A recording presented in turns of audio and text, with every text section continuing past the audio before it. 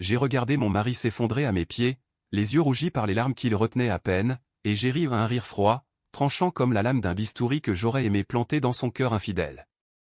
Vas-y, dis-le, murmurai-je, dis-le à tout le monde, que tu bandes pour elle, pour Sophie, ta meilleure amie à moi, la femme de ton collègue. Il balbutia, supplia, mais je l'ai traîné par le col jusqu'au milieu de la salle de réception, sous les lustres cristallins de ce mariage où tout le monde nous observait, et je l'ai forcé à hurler sa confession comme un chien galeux qu'on exhibe pour la lapidation. Ce n'était pas de la vengeance impulsive, c'était le début d'une dissection méthodique de son âme, pièce par pièce, jusqu'à ce qu'il n'en reste que des lambeaux sanglants exposés au grand jour. Paris, cette ville qui nous avait vu nous aimer avec la fureur des amants de Balzac, nous avait aussi trahi avec la subtilité d'un poison lent. Nous habitions un appartement haussmannien dans le 7e arrondissement, près de la tour Eiffel qui veillait sur nos nuits comme un géant indifférent. Moi, Claire, 35 ans, galeriste dans une petite salle d'exposition du Marais, où je vendais des toiles abstraites qui hurlaient les tourments intérieurs des artistes contemporains. Lui, Antoine, 42 ans, architecte d'intérieur pour des clients friqués du faubourg Saint-Honoré, avec ses costumes sur mesure et son sourire qui désarmait les cœurs les plus endurcis. Nous nous étions rencontrés il y a 10 ans, lors d'une vernissage pluvieux où il avait renversé un verre de Bordeaux sur ma robe noire, un accident qui avait allumé la mèche d'une passion dévorante. Mariage civil à la mairie du 6e, lune de miel à la Côte d'Azur, et puis les années qui s'écoulent comme du sable fin entre les doigts, les dîners en terrasse place des Vosges, les week-ends à Deauville quand le boulot nous étouffait, les silences qui s'allongeaient comme des ombres au crépuscule. Mais Sophie. Ah, Sophie. Ma meilleure amie depuis nos années à Sciences Po, où nous avions partagé des nuits blanches à disséquer les théories politiques et des confidences sur nos premiers émois amoureux. Elle, avec ses cheveux châtains ondulés qui cascadaient comme une chute d'eau sur ses épaules, ses yeux verts qui pétillaient d'une malice innocente, et ce corps athlétique forgé par des cours de yoga dans le 11e. Marié à Marc, un banquier solide comme un roc, père de 2 enfants déjà, il formait ce couple modèle que tout le monde enviait au dîner du samedi soir. Sophie et moi, nous étions les confidentes absolues, elle me racontait les petites frictions conjugales avec Marc, je lui avouais mes doutes sur Antoine quand il rentrait trop tard de ses chantiers. Les hommes sont des idiots prévisibles, disait-elle en riant, un verre de chardonnay à la main, ignorant que son propre mari, Marc, était précisément l'un d'eux. C'était un vendredi soir d'octobre, l'air chargé de l'odeur des feuilles mortes qui jonchaient les trottoirs de la Seine. Nous rentrions d'une soirée chez des amis communs, un de ces apéros interminables où le vin coulait les langues se délient. Antoine avait bu plus que de coutume un Côte-du-Rhône corsé qui lui rosissait les joues et dans le taxi qui nous ramenait rue de Grenelle, il posa sa tête sur mon épaule, murmurant des mots doux qui sonnaient faux, comme un air de piano mal accordé. « Claire, ma Claire. Tu sais que je t'aime, hein ?» Je hochai la tête, distraite par le reflet des lumières de la ville sur la vitre, mais quelque chose dans sa voix, une hésitation, un tremblement me fit dresser l'oreille. À la maison, alors que je débarrassais la table du salon, il s'assit sur le canapé Chesterfield, les mains tremblantes sur ses genoux, et lâcha « Il faut que je te dise quelque chose. C'est Sophie. Je suis attiré par elle. Ça me ronge, Claire. Je ne l'ai pas touchée, je te le jure, mais je n'arrive pas à m'enlever ces pensées de la tête. » Le monde s'arrêta net. Le verre que je tenais, un tumbler en cristal de baccarat, cadeau de notre anniversaire de mariage, glissa de mes doigts et se brisa en 1000 éclats sur le parquet ciré, comme si mon propre cœur avait explosé en écho. Attiré par Sophie? Ma Sophie? Celle qui m'avait soutenu quand ma mère était morte d'un cancer fulgurant, qui avait pleuré avec moi lors de notre fausse couche 2 ans plus tôt? Je le fixais, muette, sentant une nausée acide monter de mon estomac, un mélange de vin et de bile qui me brûlait la gorge. Explique-toi, articulai-je enfin, ma voix un filet de lame effilée. Il se lança dans un monologue pathétique, comment, lors de nos dîners à 4, il avait commencé à remarquer la façon dont elle riait, la courbe de son cou quand elle penchait la tête, la vitalité qu'elle irradiait et qu'il ne retrouvait plus dans nos routines conjugales. C'est pas ta faute, Claire. Tu es parfaite, mais... C'est comme si on s'était usé, tu vois? Sophie, elle est... fraîche. Vivante. Fraîche. Vivante. Les mots ricochaient dans mon crâne comme des balles perdues. Je me rappelais nos matins paresseux, quand il m'embrassait le front avant de partir au bureau, nos soirées où nous cuisinions des coques au vin en écoutant du Piaf sur la platine vinyle. Était-ce tout du vent? Une façade pour cacher qu'il fantasmait sur ma meilleure amie, cette traîtresse potentielle qui n'avait rien vu venir? Non, Sophie n'était pas au courant, du moins, c'est ce qu'il jurait, les yeux baissés, évitant mon regard qui le transperçait. Je ne criais pas. Je ne pleurais pas. Pas encore.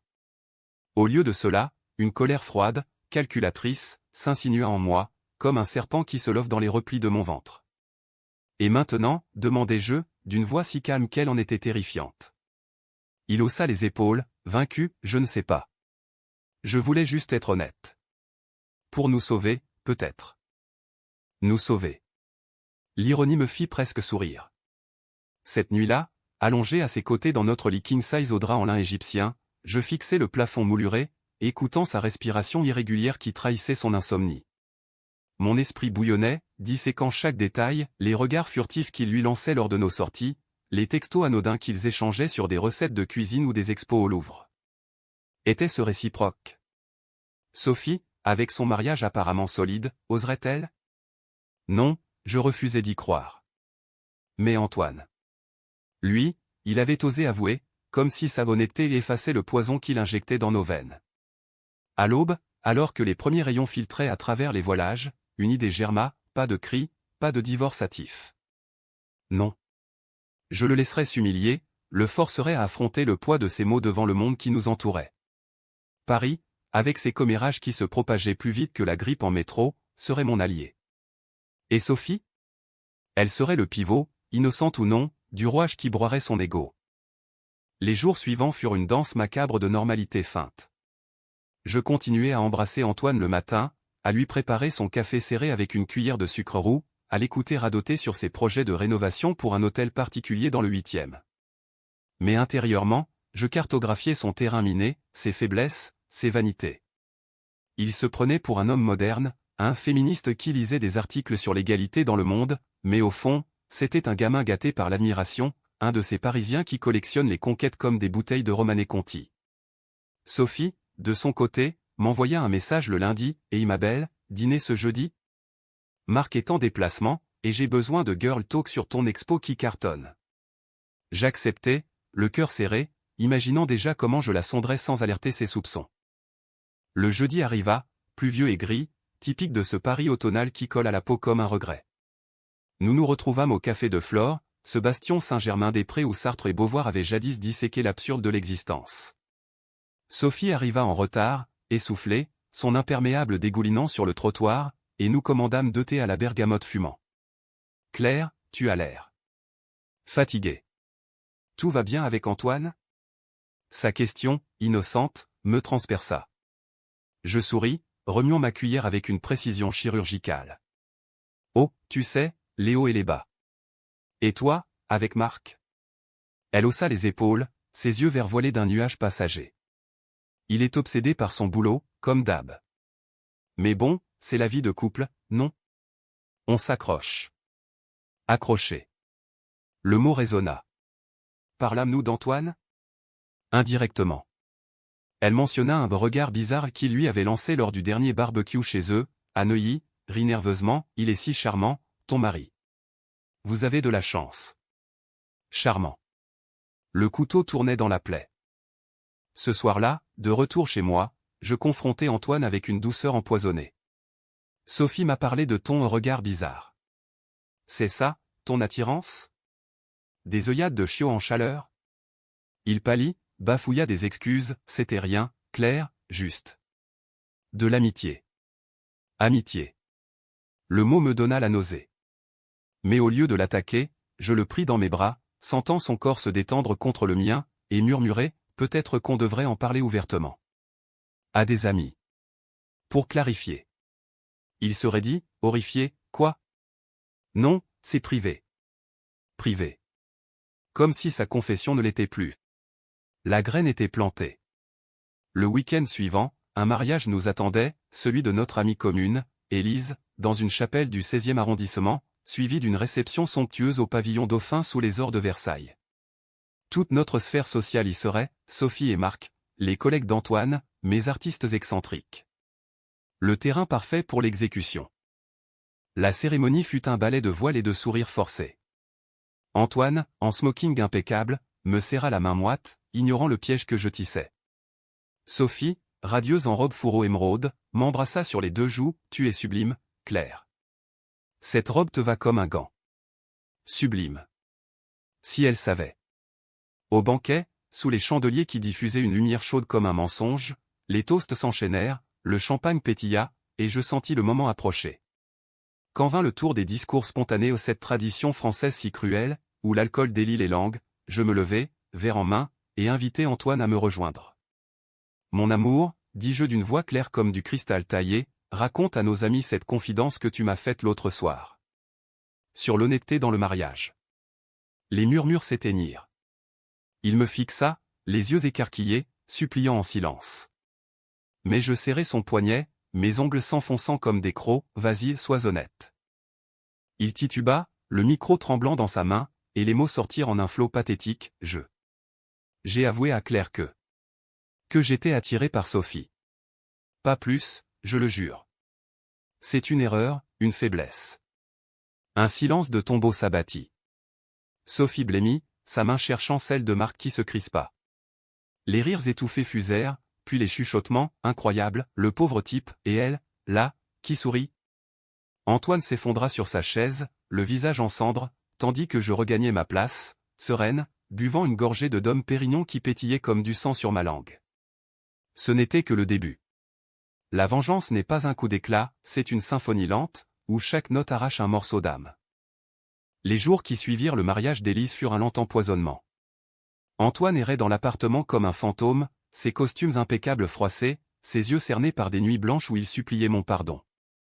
Claire, pourquoi m'as-tu forcé? Devant tout le monde. Sophie ne me parle plus, Marc m'a traité de salaud au bureau. Je haussai les épaules, feuilletant un catalogue d'expositions sur Magritte, ces rêves surréalistes qui masquaient les réalités les plus crues. Tu voulais être honnête, non? Eh bien, voilà. La vérité libère, dit-on. Mais intérieurement, une tempête faisait rage. Chaque matin, en me maquillant devant le miroir ancien du salon, je revivais la scène, son humiliation, les regards obliques de nos amis, le rougissement de Sophie qui avait fui la réception plus tôt que prévu. Était-ce de la culpabilité? Ou de la peur que son propre secret ne soit révélé? Car oui, j'avais commencé à creuser. Discrètement, j'avais fouillé son téléphone pendant qu'il dormait ou des messages ambigus à Sophie, ton rire me manque, Claire est si sérieuse parfois. Pas d'aveu flagrant, mais assez pour que le doute s'insinue comme une fissure dans un vase de porcelaine. Mon propre tourment était une bête vorace. Les nuits, je me réveillais en sueur, imaginant Antoine et elle enlacés dans un hôtel discret du quartier latin, leur corps se mouvant avec la fluidité d'un tango argentin appris lors de nos vacances à Buenos Aires. Étais-je jalouse? Oui, viscéralement, d'une jalousie qui me rongeait les os comme un acide. Mais plus encore, c'était la trahison de Sophie qui me tuait, cette amie qui avait vu mes larmes après la perte de notre bébé, qui m'avait juré une loyauté indéfectible autour d'un thé à la menthe chez Mariage Frères. Avait-elle encouragé ses avances? Flirté innocemment, comme ces Parisiennes qui aiment le frisson sans en payer le prix? Je décidai de la confronter, non pas avec des cris, mais avec la précision d'un scalpel. Nous nous vîmes un mardi midi au Louvre, devant les nus de Ingres qui exposaient la vulnérabilité de la chair. Sophie, dis-moi la vérité. Antoine. Il dit que tu le rends vivant. Est-ce que tu ressens quelque chose? Elle se figea, ses lèvres pâles, puis éclata en sanglots, Claire, C'est flatteur, rien de plus. Il m'envoie des messages, oui, mais je les ignore la plupart du temps. Marc est mon roc, tu le sais. Je t'aime, toi, plus que tout. Ses larmes coulaient, sincères, et pour la première fois, je vis la fissure en elle, une femme piégée dans un mariage confortable mais fade, tentée par l'interdit sans oser le franchir. Pardon? Pas encore. Cette confession ne lavait pas le poison. Au contraire, elle alimenta mon plan. Antoine, de son côté, sombrait. Au bureau, Marc l'avait relégué à des tâches subalternes. Je ne peux plus te faire confiance pour les clients sensibles, et nos amis communs nous évitaient, leurs invitations se tarissant comme une source asséchée. Un soir, il rentra ivre, une bouteille de Calva à moitié vide dans la poche de son trench coat Burberry. « Tout est ruiné à cause de toi !» hurla-t-il, les veines saillantes sur son cou. « Tu m'as détruit publiquement. » Je le fixai, calme, versant un verre d'eau gazeuse Perrier dans un verre givré. « Non, Antoine. C'est toi qui as allumé le feu avec ta confession. Moi, je n'ai fait que l'exposer à l'air libre. Il s'effondra à genoux, pleurant comme un enfant, et pour la première fois, je sentis une pitié fugace pas pour lui, mais pour l'homme que j'avais aimé, cet architecte rêveur qui dessinait nos futurs sur des nappes de restaurant. Mais la pitié est une faiblesse, je la repoussai, me concentrant sur la suite, une humiliation plus profonde, qui le forcerait à regarder en face les abysses de son désir. Noël approchait, avec ses guirlandes scintillantes sur les Champs-Élysées et son hypocrisie familiale. Nous devions aller chez mes parents à Lyon à un rituel immuable depuis notre mariage, mais je changeais la donne. Allons chez Sophie et Marc, proposai-je d'une voix mielleuse. Pour réparer les choses. Montre-leur que tu assumes. Il protesta, terrifié, mais je tins bon, arguant que c'était le seul moyen de sauver les apparences. Le 24 décembre, nous arrivâmes à leur pavillon de Neuilly, les lumières tamisées diffusant une lueur chaude sur le sapin chargé d'ornements en verre de Murano. Sophie nous accueillit avec un sourire crispé, Marc avec une poignée de main glaciale.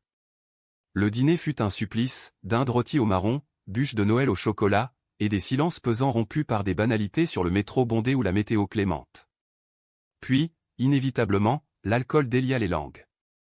Marc, un verre de cognac à la main, se tourna vers Antoine, alors, l'ami, cette attirance pour ma femme. C'était une blague de mauvais goût, ou tu vises vraiment le divorce? Antoine rougit, balbutia, mais je l'interrompis doucement, laisse-le s'expliquer, Marc. Antoine est un homme d'honneur, n'est-ce pas? Ce fut le moment. Sous les regards inquisiteurs, Antoine se lança dans un plaidoyer larmoyant, c'était une erreur, une fascination passagère. Sophie est rayonnante, mais Claire est ma vie. J'ai merdé, et je paie le prix. Les mots sortaient en hoquet, pathétiques, tandis que Sophie détournait les yeux, Marc hochait la tête avec un dégoût contenu. Je observais, impassible, sentant le plaisir amer de la vengeance irradier dans mes veines, pas une explosion, mais une chaleur sournoise, comme un feu de cheminée qui consume lentement le bois. Plus tard, dans la voiture qui nous ramenait à Paris, Antoine sanglota, c'est fini, hein? Tu vas me quitter. Je posai ma main sur sa cuisse, un geste ambigu, pas encore. Mais tu dois mériter le pardon. Mériter. Le mot était une chaîne, il s'y accrocha, ignorant que je tissais déjà le nœud coulant final. Janvier apporta le froid mordant de la scène gelée et une résolution dans mon cœur, clore ce chapitre par une exposition publique ultime. J'organisai une soirée dans ma galerie, thématisée autour de les failles intimes des œuvres d'artistes émergents explorant la trahison conjugale, avec des toiles où des corps entrelacés se désagrégeaient en pixels sanglants. J'invitai tout le monde, Antoine, bien sûr, pour qu'il soutienne mon travail, Sophie et Marc, sous prétexte d'une réconciliation artistique, nos amis communs, ces vautours sociaux qui guettaient le sang. La nuit de vernissage, le marais bruissait d'une énergie électrique, jazz manouche en fond sonore, bulles de crément qui pétillaient, et une foule chic en manteau de laine qui déambulait entre les sculptures en résine représentant des cœurs brisés. Antoine arriva en retard, les traits tirés, son costume gris perle froissé comme son âme. Claire, c'est intense, ces pièces, murmura-t-il, évitant les regards. Intense? C'était un miroir tendu à sa face. Quand l'heure des discours arriva, je montai sur l'estrade improvisée, micro en main, et l'invitai à me rejoindre. Mon mari, cet homme sensible qui a récemment exploré les abysses de l'attirance interdite, va nous parler de l'inspiration derrière faille au point. La salle se tut, un bourdonnement d'anticipation. Antoine, piégé, balbutia un discours décousu sur la vulnérabilité humaine, mais je l'interrompis, dis-leur, Antoine. Dis-leur comment ton attirance pour Sophie a fissuré notre monde, et comment l'art guérit ses brèches. Il s'effondra verbalement, avouant tout, les fantasmes, les messages, l'humiliation qu'il endurait comme une purge nécessaire. La foule réagit par un mélange de hoquets et de murmures approbateurs. Au Paris adore les drames bien ficelés, comme un bon polar de Simenon. Sophie, au fond de la salle, pleura en silence, Marc la serra contre lui, jetant un regard de pitié à Antoine qui fuyait la scène, brisé. Cette nuit-là, rentrant à pied sous la pluie fine qui lavait les pavés, je sentis le poids se lever. Antoine me suivit en titubant, c'est bon, maintenant? Tu es satisfaite? Satisfaite? Non. Libérée, oui. Le lendemain, je demandai le divorce pas avec rage, mais avec la clarté d'un matin d'hiver. Tu m'as appris la vérité, Antoine. À présent, vis avec la tienne. Sophie m'appela des jours plus tard, voix brisée, pardonne-moi, Claire. J'étais faible. Je raccrochai doucement, la faiblesse n'excuse rien. Seul dans l'appartement vidé de ses affaires, je contemplais la tour Eiffel scintiller au loin, un phare dans la nuit. La vengeance n'avait pas guéri la plaie, mais elle l'avait cautérisée. Et dans ce vide, une nouvelle femme naissait, plus forte, plus acérée, prête à peindre sa propre toile, sans ombres importunes. Les mois suivants furent un lent détachement, comme une mue de serpent qui laisse la peau morte derrière. Le divorce se régla à l'amiable ironie du sort, avec un notaire du 7e qui nous traita comme des clients ordinaires, signant des papiers qui dissolvaient 10 ans d'intimité en clause sèche. Antoine déménagea dans un studio exigu près de Bastille, un quartier bruyant qui contrastait avec notre bulle haussmannienne. Il m'envoyait des messages sporadiques, « Ça va ? Je pense à toi. » Je les lisais sans répondre, les archivant comme des reliques d'un passé muséal. Sophie, elle, disparut de ma vie avec une élégance blessée à un dernier café au zinc du Procope, où elle murmura, « J'ai tout gâché. Tu étais ma sœur. » Sœur. Le mot sonnait creux, comme un écho dans une crypte. Les sœurs ne flirtent pas avec les maris des autres, répliquai-je, et ce fut notre adieu, scellé par une embrassade froide sous les arcades de la rue de Tournon. Libéré des chaînes, je me replongeai dans la galerie avec une ferveur renouvelée. Les failles intimes devinrent un succès retentissant, critiques élogieuses dans Beaux-Arts Magazine, acheteurs anonymes qui murmuraient des histoires personnelles en admirant les toiles. Paris, cette grande araignée sociale, tissait déjà de nouveaux fils autour de moi, invitations à des dîners chez des collectionneurs du 16e, flirt léger avec un sculpteur barbu rencontré à une after-party au Palais de Tokyo. Mais sous la surface, le trauma persistait, une cicatrice qui tirait par temps humide. Les nuits, seul dans le lit trop grand, je revivais les confessions, les humiliations, me demandant si j'avais été trop cruel. Avais-je détruit Antoine, ou l'avais-je forcé à grandir? Les réponses variaient, fluides comme la Seine au printemps. Un soir de mai, lors d'une promenade solitaire le long des quais, je croisai Antoine par hasard amaigri, les cheveux grisonnants précoces, un portfolio sous le bras. « Claire, dit-il, voix rauque, je suis en thérapie. » Ça m'a forcé à regarder en face mes lâchetés. Lâcheté. Le mot me toucha, fugacement. Nous parlâmes une heure, assis sur un banc face à Notre-Dame en reconstruction, les échafaudages comme des squelettes de cathédrales renaissantes. Il avoua avoir fantasmé sur Sophie pour combler un vide en lui ou une enfance sans père, une ambition architecturale frustrée par la crise immobilière. « Et toi?